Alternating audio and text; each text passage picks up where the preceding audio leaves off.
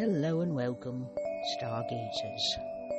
It is I, APM, your intrepid star guide and cosmic detective, and we're back with another episode of the Outlaw Astrology podcast, in which we explore the mysterious, the unknown, the inexplicable, and more than often than not, we ask the big questions. In this episode of Season 9, Episode 2, we're going to be going back into the tragic story of Jonestown and examine the astrological aspects that may have predicted its devastating conclusion and possible consequences. But first, we have a trigger warning. We will be discussing mild graphic violence in this episode and the one following. So if you are sensitive to that or to the topic, feel free to give this one a pass. And some housekeeping. If you like what you're hearing, please like, subscribe and share, and give us 5 stars on Spotify and Apple iTunes so other people can find us with greater ease. And now on with the show. Okay, so we're back in life in the compound. And so what we're going to talk about is the challenging planetary aspects that reflect the increasingly and controlling atmosphere in Jonestown. So when people arrived as early as early as April of 1975, thereabouts, at first it was idyllic, or at least it was meant to be idyllic. So let's do a quick overview of the timeline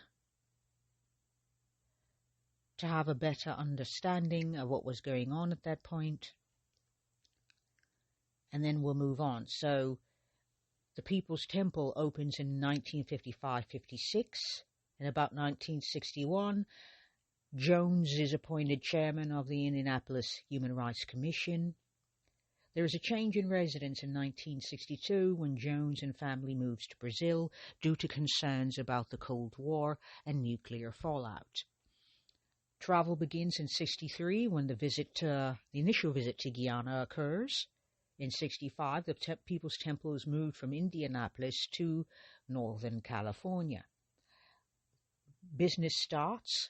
In 71, a new temple is opened in LA, and also in 71, a new temple is opened in San Francisco.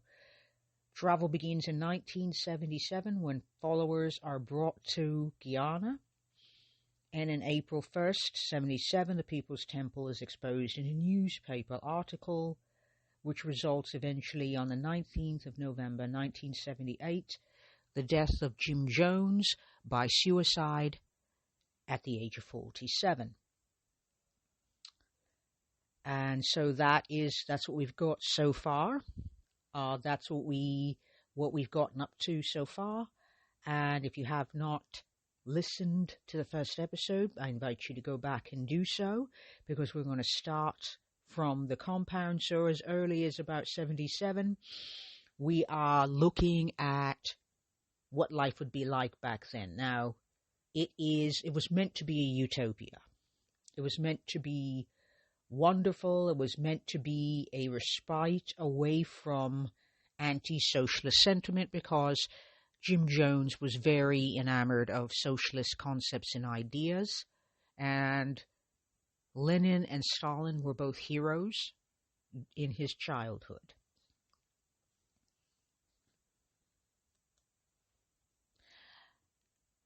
And so, when they first arrived in Guyana, let me set the stage for you.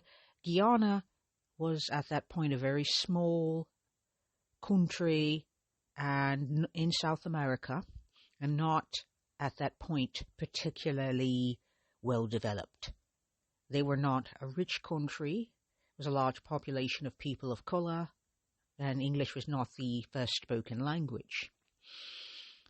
They were a bit cash-strapped. And so Jones, because he has that very powerful MC in Libra, had the ability to be very chatty-talky. He was very good at relating to people. That was a strength. His social persona, because the MC, even in a criminal chart, is still about how you are perceived by the public. And he was perceived by the public as somebody who was good at relating to other people, someone who was about fairness, someone who built bridges. And so he was doing that very thing, building bridges in Guyana, making all sorts of promises about how the People's Temple could be good for the economy of Guyana. And so the land they set up in was rather remote. It wasn't near anything. And so a lot of buildings, wells, and things of that nature would have to have been built.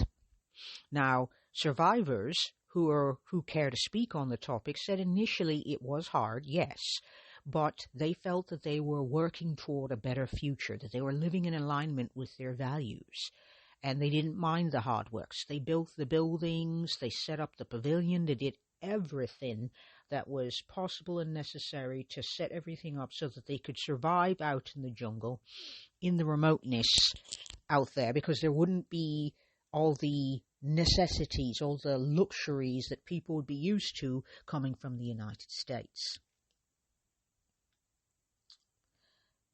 And so when they got there, at some point there was a deluge. Keeping in mind also that the temperatures there tended to be hotter and a bit more sultry. And if you're coming from San Francisco, for example, which has more of a moderate temperature, it's going to be difficult. It was difficult for Jim Jones, for example, because he had mental health issues, but he also was suffering quite a few physical challenges. He was severely deteriorated. His lungs were filling up with fungus. He was suffering from prostate, blood pressure, and had fevers. And so that necessitated the use of drugs. Now, at this point in time,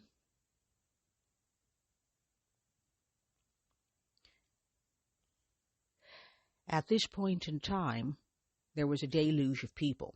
Now, at first, it was just a few people, which is fine. The community could take that. But what they could not do is handle a deluge of people. And so eventually, when more members of the People's Temple arrived, they were not actually set up for the deluge of people. At its height, there were about almost 1,000 people there, and that was more than the situation, more than that settlement could handle. And so life increasingly at the compound became very challenging. Now, if I've not already said, Jones studied regularly Adolf Hitler and someone by the name of Father Divine, who was an early mentor in his religious studies. And the whole point of the exercise was learning how to manipulate people better. Divine, his mentor, had said that they needed to find a common enemy, and to make certain that everybody within the group knew who that enemy was, because it would unite everybody in the group and make them more subservient to him. Allegedly, I say, allegedly. This is allegedly to have been said. And so, as the deluge of people came and they started having less of an ability to take care of all these people, feed them, house them, clothe them in this remote section of Guyana, which was near nowhere and nothing, in a country that at that point was not a rich country and had financial challenges. You can see how this might have led up to eventually all of the conspiracies that happened. So what started to happen was that they started doing what is called white nights, which are basically drills. He would yell, "Alert, alert," over the Jonestown speakers. Everybody would congregate and assemble in the pavilion. They would then be surrounded by guards with weapons, and he would give them options. They would then attempt to flee. They would commit revolutionary suicide, or stay in Jonestown and fight the purported attackers, or flee into the jungle. On more than 2 occasions, after a revolutionary suicide was reached, they then simulated a mass suicide, which was then rehearsed, and everybody did it. So eventually everybody was given a glass of red liquid to drink, and they were told that the liquid contained poison. They would die within 45 minutes. They were all to do as they were told, and everybody did. When the time came, after a 45-minute period, everyone was supposed to have dropped dead, and when no one dropped dead, Jones explained that the poison was not in fact real, and had it in fact been a loyalty test. And he was just testing them. And he also told them the time would not be far off where this might actually be real poison, and they would be drinking for real. One of the drills was known to have lasted for 6 days, and was called the 6-Day Siege, and it was a symbol of the community's indomitable spirit, and the settlers were forced to ring around the commune with weapons and whatever tools they could get. And Jones claimed that there were mercenaries bent on murder and abducting his family and the family of those inside, and they were meant to stand strong and firm. You can read more about this if you care to, or look at many of the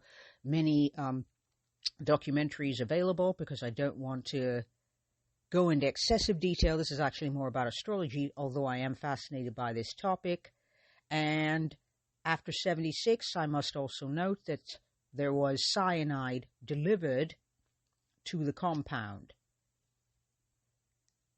So this is giving you the idea.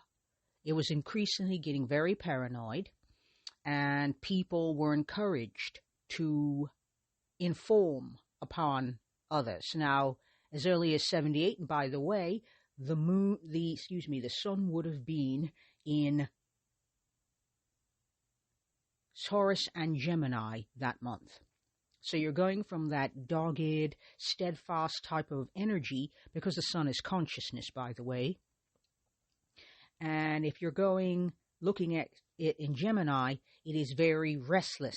It becomes very restless consciousness energy, meaning ideas are very scattered. Everything's everywhere. Nobody knows what's going on. Things get started and drop just very quickly. So you go from very stoic, very steady in consciousness to suddenly everything's scattered. Nobody knows what the hell is going on, and nobody understands a thing. So as early as May, that happened. So by April, there was a lot of high-ranking officials visited. News agency from the Soviet Union visited. There were loyalists from the Soviet Union popping by that entire year of 1978, leading up to the 19th of November.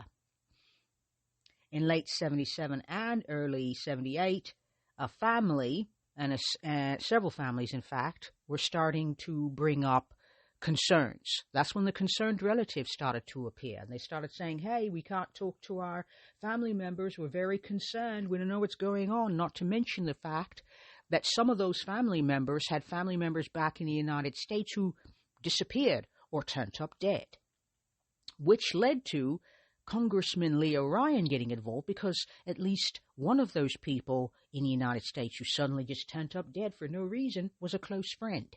And he, hearing all of those concerns and being upset for that family member who was a close friend of his, decided to turn up to investigate, because he was hearing things he didn't like hearing. Now, to be clear and to be fair, this was way out of the United States' jurisdiction. Even though these are American citizens, they are not on American soil, which makes this very dicey to begin with. So on the 17th of February, there was an interview with Jones. Now consider that on the 17th of February, the sun would have been in Pisces thereabouts. But let me get that chart pulled up and let's have a look. On the 17th of February, the sun was at 28 degrees of Aquarius. So that is very humanitarian energy, even socialist. That would make Uranus, which would be in Scorpio this year, the ruler of that house, the shot caller of everything going on there. And that means very progressive, forward-thinking, very socialist ideas will be very, very much in play. However, since we're talking about the dark side, this is coldness, a lack of empathy, a dissociation toward other people's feelings, their needs, their wants, and the focus would be on your vision. So Jones was very much interested in his vision. He was going to stick it out. He was going to insist that everybody else stick it out. He had a thing about loyalty in its extremes, and that's because you have a very strong Pluto. He had it in Cancer, and he also had it right on top of his Jupiter in the 7th house in his chart, which means, I interpret it this way, going to extremes, and when it's going from one extreme to the other extreme with no point in between, meaning you are loyal to me and devoted to me, or you're not. And if you're not, you're the enemy. Everyone in the compound called him dad or father, which I find very curious. So in this particular chart on the 17th, Uranus was at 16 degrees of Scorpio, right on top of the ascendant. There's a 3-degree orb right there. And so it was in Scorpio in the 7th house, squaring the Mercury. Mercury is at 21 degrees in the same house as the Sun, co-present with the MC. So the focus is on having a vision for the future, but that vision for the future must be grounded in the present, and it should be, but it doesn't seem to be. It seems to be skating way off the rails, and Uranus brings unexpected, shocking twists. So you don't know what other people's motives are. You know, you're asking why. What are other people's motives? What's going on? Now, this is a Pluto-ruled Uranus. Uranus, so I need to find it. There we go. Pluto is in the 6th house of the everyday with the MC at 27. So Pluto ruled, that's what's going on. So the transit would be on the outside wheel, the inside wheel would be what's going on here. So at 17, so Pluto was in Libra at that point. And that means being able, Libra, right relationship to our daily rituals.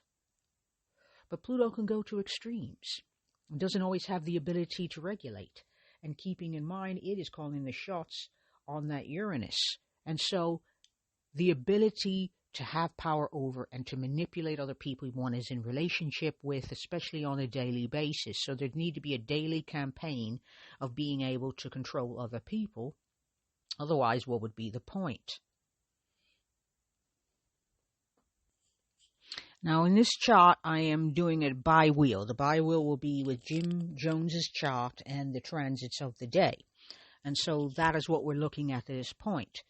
We've got Pluto, transiting Pluto at 16 degrees. And we've got natal Pluto at 19 degrees. And it is in Cancer. So they're squaring one another. Squares are not comfortable. They can create growth and change, or they could be completely controlling. In his case, they tended toward the very controlling. Alongside for the ride, about 4 degrees off in this chart, is Mars in Cancer. So on that particular day, Mars was in Cancer. It's a very protective energy, protecting the family, protecting our home kind of energy. There are guns are a way to protect the family and the home. It is hanging out in the third house. So, interviews, which is what happened on the 17th of February, there's an interview. And the whole point of the interview is to protect what they've built there by shining things in a way that looked very pretty and attractive so that people are less likely to ask questions and come looking.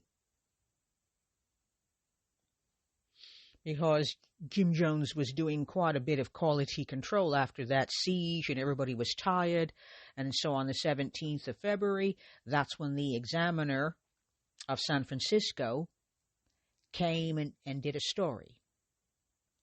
And the story was about some of the concerns of a family that was in the middle of a custody battle, and there was a lawsuit, and so it's basically an us versus them type of mentality, which you can get when you have Pluto squaring itself via transit. So there's one part that wants to build bridges, and the other part wants to be protective, and it has a tendency to go to extremes. So when you see Pluto in Cancer, that's highly authoritarian, highly protective, just do what I tell you type of vibe, whereas the other Pluto in Libra would be very manipulative. How can I use my charm to get what I want?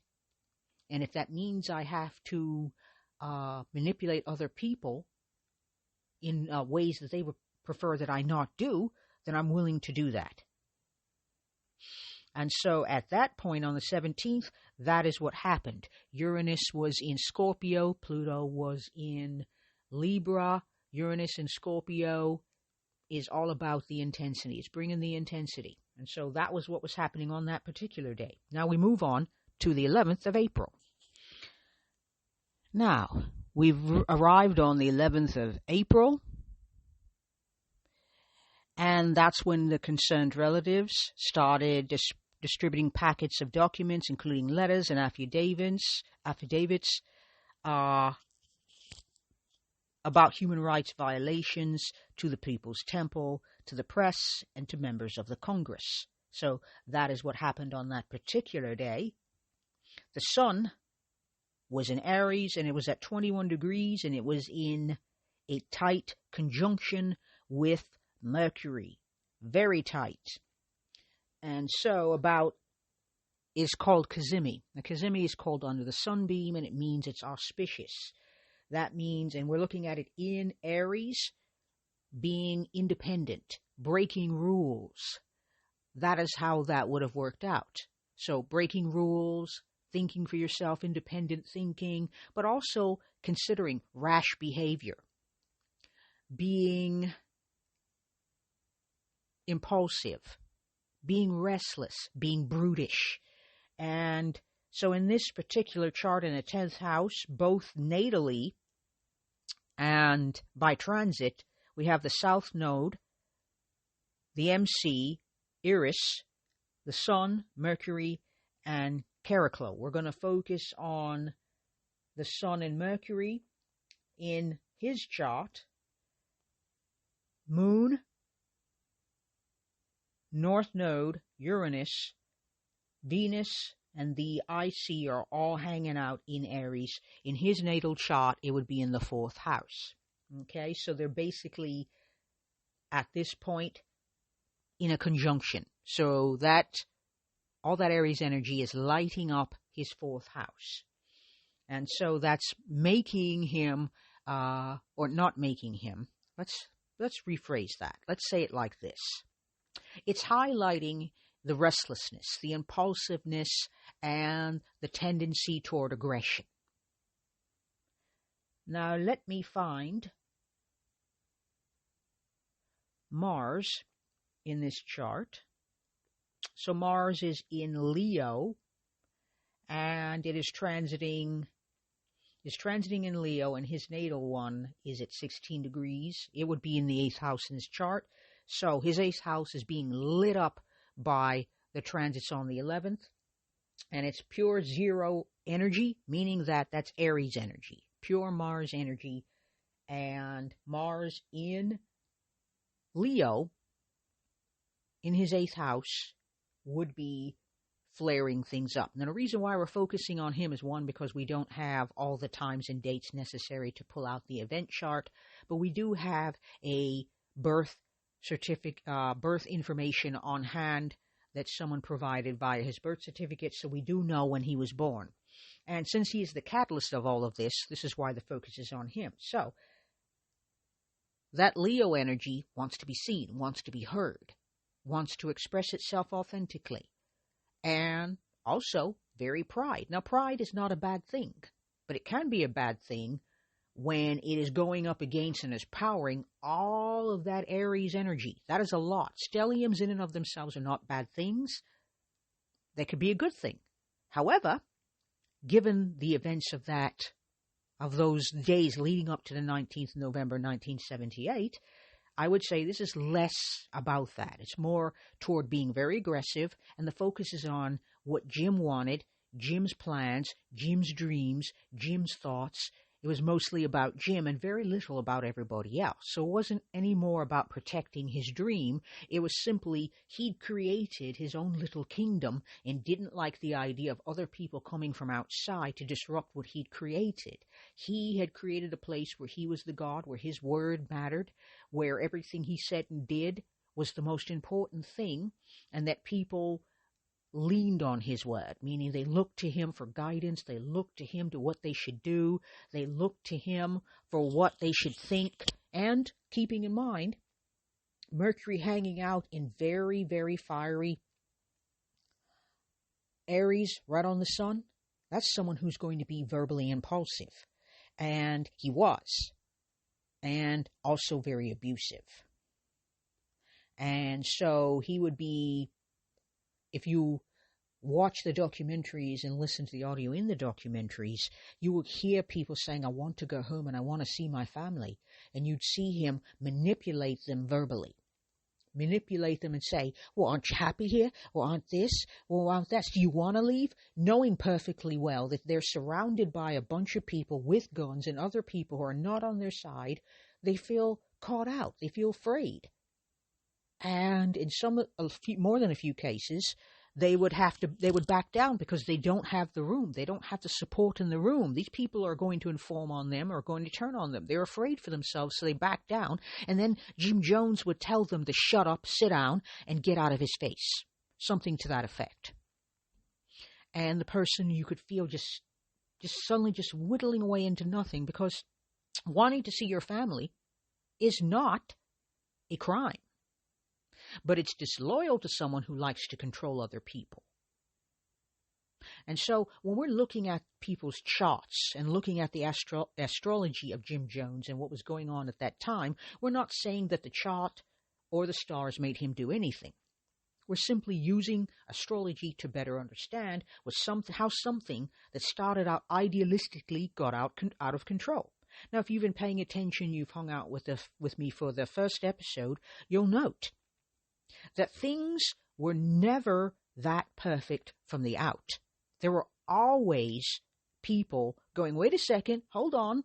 His excesses were always there, always very, very noticeable. He had vices, he had mental health issues and other challenges health-wise that made him a very volatile character. Now, on this particular day, there's a lot of fire. It's a trine, basically. We call it a trine, but it's not exactly. His natal Mars would be forming a trine to his Eris, but would be, in my opinion, about 1 degree out of orb. But what this tells us about it, since it's calling the shots here, is that the focus is on him. He's very aggressive, he's impulsive, he's restless, and he has a tendency to make decisions based on emotion, particularly if he's angry or enthusiastic or in any way stimulated emotionally. So that's how I would read that. Now we're looking at, let's check out Neptune. And the reason why we're going to look at Neptune is because Neptune is about illusion. And Neptune at this point is hanging out at 2 degrees of Virgo, and it is in the 3rd house. So that means that Mercury in Aries, very impulsive, very restless, speaking without thinking, would be very high here.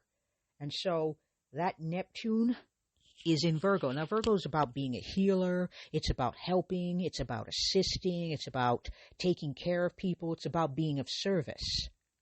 But it's also highly perfectionistic, highly anxious, and people tend to be more controlling, in my opinion, because we're speculating here, when they are anxious and when they have exacting standards. Highly perfectionistic standards tend to make people very anxious. The third house is about, in psychological astrology, it's about how you think and how you communicate.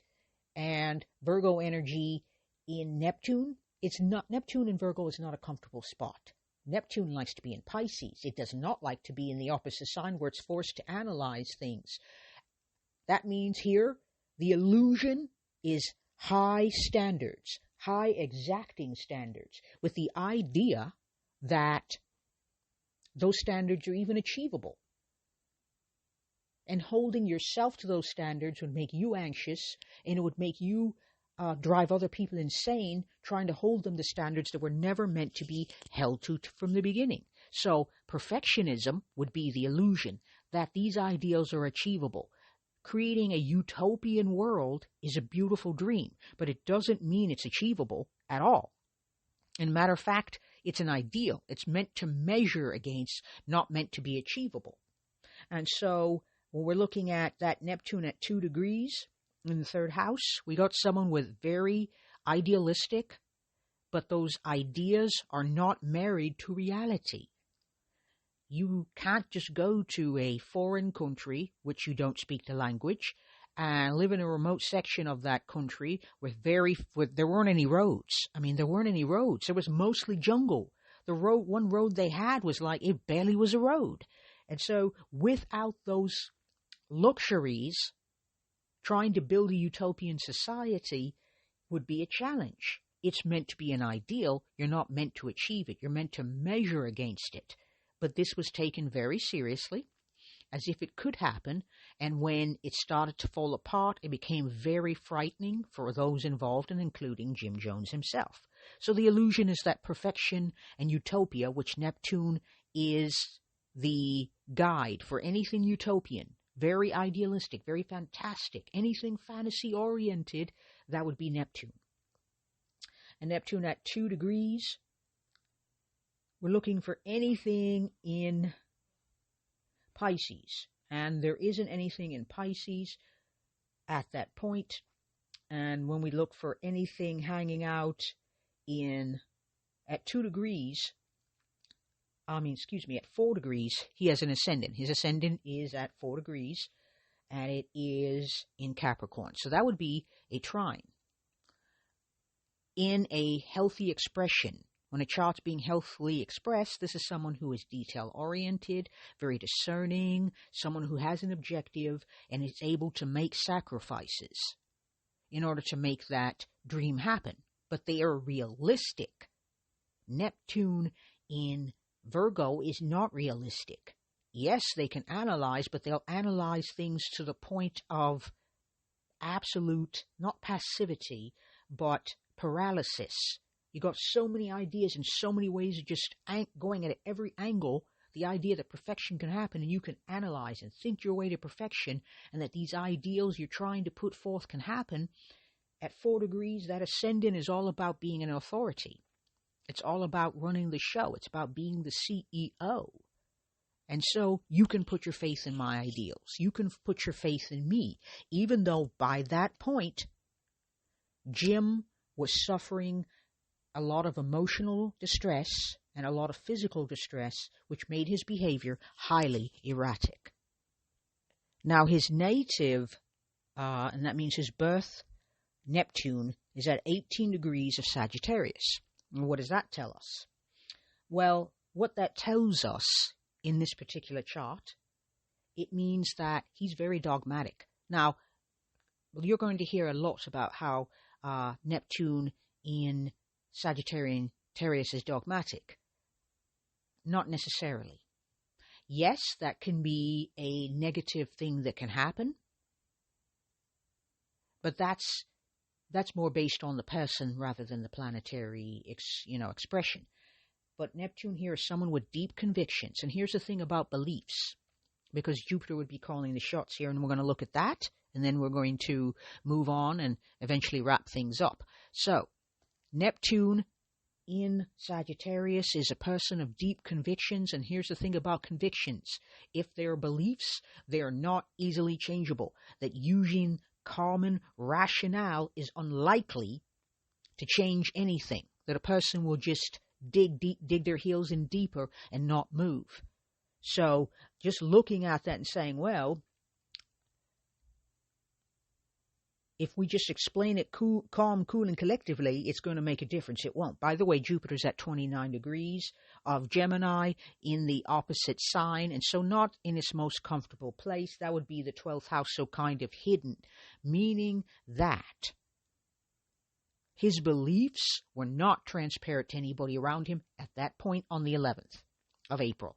What he thought, what he felt was all over the place, wasn't transparent, and a lot of people were left guessing and therefore would have been confused, which Neptune also rules. So what he believed, what his convictions were at that point, nobody around him, not even his inner circle, would have had a clue.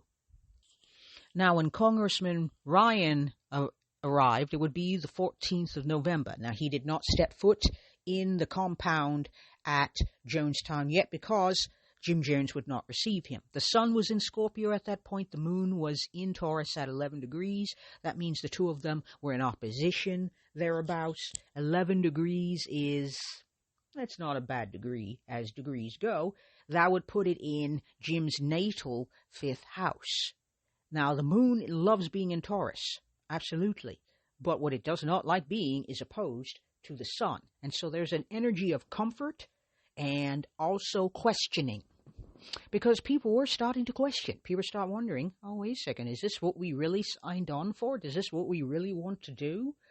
And so there's a part that's like, I want to be comfortable, I want to be safe. And then there's all of this mystery. No transparency. Jim Jones is pulled in and very guarded. Nobody knows what the hell is going on, and everybody's confused. The North Node was in Virgo at 25 degrees. Might now, if Jim were alive, he'd be experiencing or about to experience a nodal return because opposition, a nodal opposition because the North Node was in Virgo and it's currently it's a South Node right now, so he'd be experiencing a nodal opposition. But at this point, that means ideals. At 25 degrees, moving toward the end of Virgo, this is highly idealistic, very analytical, and to the detriment of everybody there,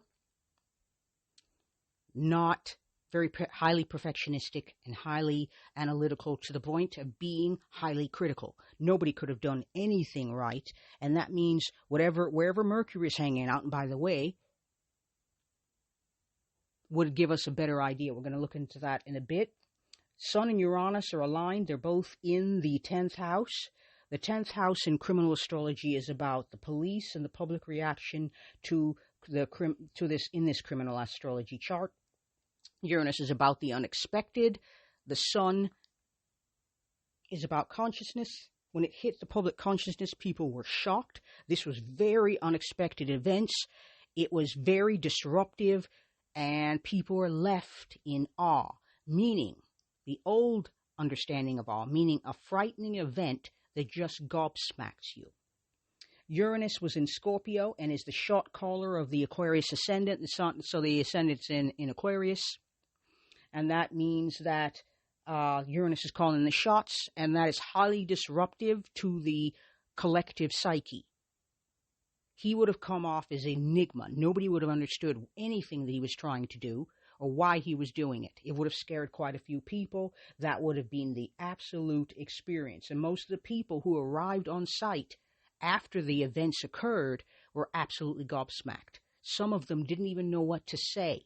When they had to relay back to their superiors, even the superiors were gobsmacked. They're like, we can't believe this horrible, terrifying unexpected, shocking event has occurred. So Uranus always delivers the shocks, star people. The transiting Taurus moon is aligned with Chiron and Sun in Taurus, and so stability and comfort in the fourth house of home and belonging, trying to create stability, trying to create safety. I believe, and I'm speculating here, that what Jim Jones was trying to do was to make, he felt unsafe and unsecure, and he was trying to create safety and security for himself because he was highly anxious at this point. He was worried about all the press that was coming, raining down on his little commune, and he was afraid that martial forces, meaning military forces, were about to ride into the place and take it over, and he was terrified and didn't know what to do. His natal sun is facing off with a transiting sun in Scorpio. His natal sun is in Taurus, and they were facing off, so that's basically having to be more mindful. This is a push and a pull type of energy. There's a part of you that wants comfort, but then there's another part of him that also wanted to guard and protect, and another part that was acting out in a way that was meant to protect himself and what he built. He considered this commune and everybody in it to be his little fiefdom, his utopia, and they were messing with it, and he felt he was entitled to act out to protect what he'd built. And he just said multiple times, he just wanted all these people to just go away and leave him and his people alone. That's what he wanted. And so when you've got the natal sun facing off with a transiting sun, you're getting a crisis of consciousness.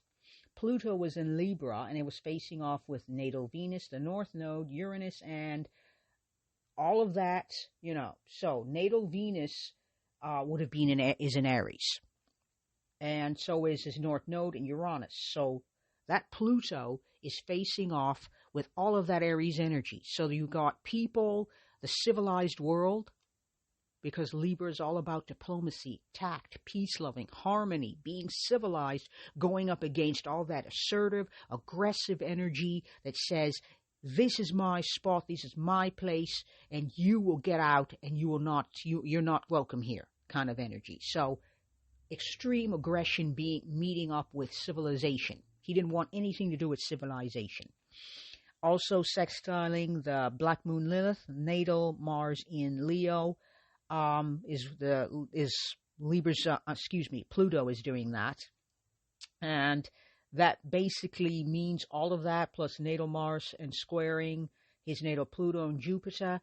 All of that is all about the focus is on him, on his wants, his needs, his anxiety, his feelings, his vision. And sextiles are great in a chart or in a person, when the person's able to make advantage of them. Here's the thing about sextiles and trines. They're only good if the person in question has the mindfulness and the presence to be able to make use of them. Otherwise, they're useless. And in this case, for him, they're useless. There's an overabundance of fire energy in his chart, making him, speaking to the fact that he's highly aggressive, highly fiery, and highly impulsive, which means he could do anything and did do anything. And it brought out that hyper-authoritarian in him, which Pluto and Jupiter in Cancer is going to extremes, would definitely have, it would be exacerbated. The events exacerbated it. The astrology is giving us the narrative on how it could have looked from the inside via Jim Jones. So, as we move on, Mercury and Mars in Neptune, Mars, Mercury, and Neptune are all in Saturn. They're squaring off with Saturn and Virgo, and that means ideals and convictions and beliefs are the real world or are clashing with the real world. So he is a very idealistic person. He wanted to serve, wanted to help. That's that Saturn part, wanting to build the bridges to help. And those beliefs are meeting up against, bashing up against, squaring, colliding with the civilized world, which has vastly different ideas, even at that point, of what was acceptable behavior. His ideals, which are highly socialistic, are absolutely in conflict with the collective in the world at that point. Now, this is all in the 11th house of community. That's the Sagittarius part. And that means, in a criminology chart, the 11th house stands for the community, which is very futuristic, very holistic, very about freedom. It's about freedom. But it's also about future impact, because people wonder, these ideas, these communes, it's a great idea, but it was also one of the last gasps of that sort of 60s idealism that started as early as the mid-50s and culminated toward the end of the late 70s. And so that idealistic behaviors that reached its peak in the late 60s, early 70s, by the time the Jim Jones massacre occurred, we were looking at its death knells. We're looking at all those socialist dreams and ideas suddenly not seeming so bright. And this event just highlighted the fact that maybe socialism wasn't all it's cracked up to be. And also, the Saturn is in the 8th house of endings, and so very, very, very. Saturn in the 8th house is all about authority. And it could be, you could see it rather like a father who kills his family. It's kind of like that type of vibe, hyper authoritarian, and it speaks to Saturn speaking to the endings. The 8th house in criminal astrology would be about the endings. And Virgo is very earthy, and so everybody died outside. Nobody was indoors. Most people were inside of the pavilion or around the pavilion at the time. So at this particular time on the 14th, this is very idealistic, very much wants to serve, but it's in clash with the current beliefs of the collective community. And so I would read it as Jim Jones's actions being fueled by anxiousness and perfectionism. He drilled, as I said, the temple members, so they presented a unified, happy front. So at the time that Ryan was appearing on the soil of Guyana, Jim Jones was at work with the People's Temple members, making certain that they presented the most unified, happy front so that Leo Ryan would go back to the United States with beautiful stories to tell about how wonderful things were, and that Jim Jones and his family would be left alone in peace. Now let's jump ahead, because I gave you a teaser, but let's jump ahead to the 18th of November. The sun is still in Scorpio, and Uranus and the MC are conjunct, and Venus joins at 7 degrees. So the sun hasn't changed. Let's focus on that Uranus and MC very briefly. So they're at the tightest in the chart, and that tells me that the MC is about your public perception. And I'd say mysterious. Enigma would be the public perception. And also, Uranus alongside for the ride, shocking, unexpected, meaning someone who's highly disruptive, mutative, and hard to pin down, and would be scary because you wouldn't be able to anticipate their actions. And on the 18th, everything was highly volatile. So none of the placements have changed since the 14th. So I shared the 14th. It's 4 days later. Not much is altered. That is the sun. Mercury is still hanging out. It is hanging out alongside of Mercury, as hanging alongside Neptune, and Mars is co-present. And what that tells me is that it's all about standing for one's beliefs and one's convictions. And even if that means that people are going to die. And it does mean that people are going to die. Absolutely. The ascendant has not changed. The third house is all in Aries, and that would be forming a nice little trine. So he would be backed by conviction, and it's very difficult to move people off of their convictions at any point. And so we're going to look lastly at that Pluto Pluto is hanging out in Libra. It is at 18 degrees at this point, so it's from the 9th house. And so what his belief systems, what his orthodoxy would be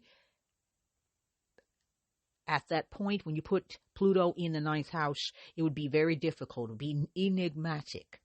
But then you've got that kind of people-pleasy type of fawning energy. So when Congressman Leo Ryan and his entourage of reporters and aides and concerned family members turned up on that particular day, he was in a very fawning mood, a very people-pleasing mood. He was not outgoing. He was very withdrawn. He looked a little cool and was very engaging to a point where he shared the food, and everybody was happy and smiling. So at first, Congressman Ryan thought and said on camera, "Oh, everybody looks so happy." And so he thought he was wrong. Maybe he was misinformed. So they were prepared to leave, which Jim Jones was thrilled about. Until a note got passed to Congressman Ryan, in which the note said that everything Congressman Ryan had been told was absolutely accurate and true. And that is when all hell broke loose. At which point, Congressman Ryan decided, okay, I'm going to do the best I can to help people. Anybody that wants to leave can come with me. Jim Jones made a very good show of saying, hey, you can go if you want to go. And everybody said, great. It looked great. It really did, because we got that Pluto in Libra. We're going to go along to get along. It's going to look nice. It's going to look pretty. We're going to harmonize. That would be Venus hanging out somewhere. Let's check out Venus in its placement. It is in Scorpio. It's not in a healthy place. It's in the 10th house. Not a healthy spot for it. Venus likes to be in Taurus. It does not like to be in Scorpio. So this would be a guarded Venus.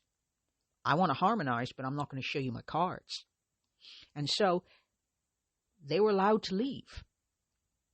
And everybody that wanted to go went. And the two planes were all set and ready, and they're all standing and ready, when all of a sudden a group of gunmen from the compound appear, and that's when all the bullets hail, and everybody runs off in varying directions, trying to find safety. When all is said and done, there are survivors, but there are a lot more people deceased, over 900, and few of the survivors left to tell the tale. Congressman Ryan did not survive the attack. He was killed initially when the bullets started being fired. And so we've got that Pluto ruling that sun, and that Uranus MC, that unpredictability came with a face of congeniality. Okay? So I think this is a good point for which to stop, because these are the final hours, and we're going to pick it back up in the next episode. So as we witness through the stars, blind faith can lead to unimaginable darkness. So when you're looking at Jupiter or anything Sagittarian or anything Neptunian, you can be looking at blind faith, meaning not questioning, because let's be honest, cult leaders technically, most of the time, do not want you to question them at all. Okay? So blind faith can lead to unimaginable darkness, and that is the key point. If you like what you're hearing, please feel free to check out the Daily Stargazer. We talk more about the more astrology leaning things, but we'll be bringing more of this type of stuff to that eventually. And you can find us on Instagram at the Outlaw Astrology, and you can also find us at the Outlaw Astrology on Pinterest and YouTube. And thank you very much for coming along for the ride. Next week, we'll be into the final episode, and we will explore the aftermath and the lessons learnt. So consider, star people, that the stars guide us, but we choose our path, not the stars. Stay cosmic, truth seekers.